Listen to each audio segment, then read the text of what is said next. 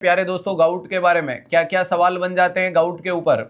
Sir gout क्या है? तो it is a type of arthritis. It is a type of arthritis.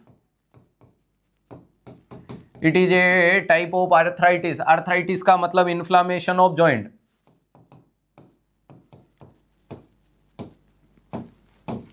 Inflammation of joint, joint का inflammation हो जाना। लेकिन गाउट किसके कारण होता है? Mainly develop due to hyper यूरेसीमिया।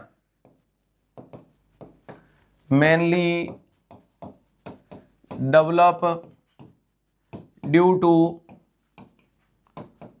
Hyper uricemia. मरीज में यूरिक एसिड का लेवल बढ़ जाने पे, नॉर्मल कितना होता है? 3 से 8 होता है। हाइपर यूरेसीमिया के कारण ये देखने को मिलता है। चलेगा। हाइपर यूरेसीमिया का कारण क्या होता है? Due to high purine diet. अरे यहां रिस्क फैक्टर के अंदर आप एक नाम लिख सकते हो। रिस्क फैक्टर क्या लिख सकते हो? या तो मरीज दवाई ले रहा है पायराजिनामाइड, पायराजिनामाइड, या फिर क्या लिख सकते हो? Due to hyper uricemia. अरे due to high purine diet.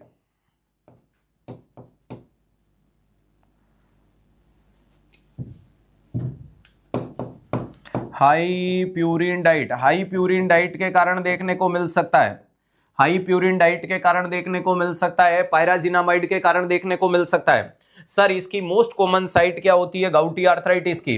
अरे ध्यान रखिएगा, अगर बात करते हैं मोस्ट कॉमन साइट, अगर आपसे पूछे तो आपका जवाब आना चाहिए ग्रेट टो।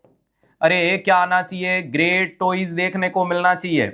क्या देखने को मिलता है? ग्रेट टोइज देखने को मिलता है। और ग्रेट टो के अंदर क्या देखने को मिलता है? सर यहाँ रेडनेस आएगी। अरे यहाँ क्या देखने को मिलता है? रेडनेस होगी। सर यहाँ क्या होगा? पेन होगा। सर यहाँ क्या देखने को मिलती है? स्टीफनेस देखने को मिलती है। सर यहाँ क्या देखने को मिलती है? स्वेलिंग देखने को मिलती है। क्या देखने को मिलती है? स्वेलिंग है, यहाँ स्टीफनेस है, यहाँ पेन है, यहाँ रेडनेस है। ध्यान रखिएगा कि यहाँ रेडनेस है, यहाँ पेन है, स्टिफनेस है, स्वेलिंग है, ये चारों चीजें देखने को मिलती है। ग्रेट टो यानी पैर के बड़े अंगूठे में देखने को मिलता है। अब अपन बात करते हैं इसकी ड्रग ऑफ चॉइस क्या है। अगर एग्जामिनर सिर्फ ये लाइन पूछे कि drug of choice for gout, तो आपका जवाब आना चाहिए एलोपुरिनोल, आलूपुरिनोल।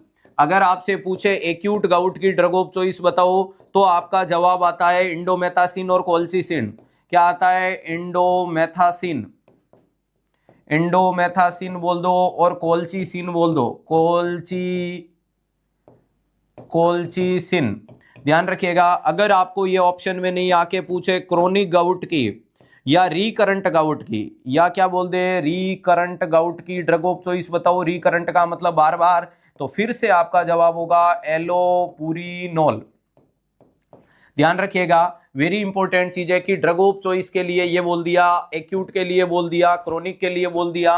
तो एक्यूट गाउट की ड्रग ऑफ चॉइस होती है कोल्चिसिन या इंडोमेथासिन, और वहीं पे क्रोनिक गाउट की ड्रग ऑफ चॉइस पूछे तो आपका जवाब क्या आना चाहिए? एलोपुरिनोल। अगर पायराजिनामाइड ले रहा है तो उसको बंद करो। अगर मरीज हाई प्यूरिन डाइट ले रहा है तो उसको लो प्यूरिन डाइट में सजेस्ट करो। इसके अलावा इसका रिस्क फैक्टर में एक और नाम लिख सकते हो, ट्यूमर लाइसिस सिंड्रोम। अरे ये ट्यूमर लाइसिस सिंड्रोम वाले मरीज में भी क्या होता है? सेलुलर डिस्ट्रक्शन होगा। सेल टूटेगी तो सेल में पाया गया न्यूक्लियस टूटेगा, न्यूक्लियस टूटेगा तो जेनेटिक मटेरियल टूटेगा, और जेनेटिक मटेरियल टूटेगा तो उसमें जो प्यूरिन निकलेगा वो प्यारे दोस्तों प्यूरिन होगा। वो जेंथिन ऑक्सीडेज के साथ रिएक्शन करके आपके ये मरीज के अंदर ये देखने को यूरिक एसिड बना लेता है। तो डेफिनेटली जेंथिन ऑक्सीडेज इनहिबिटर भी इस मरीज को दी जाती है। हाँ डेफिनेटली बेटा, फेनिटोइन और ये दोनों करती है। तो मरीज को लो प्यूरिन डाइट सजेस्ट करनी है। कौन सी डाइट सजेस्ट करनी है? एडवाइज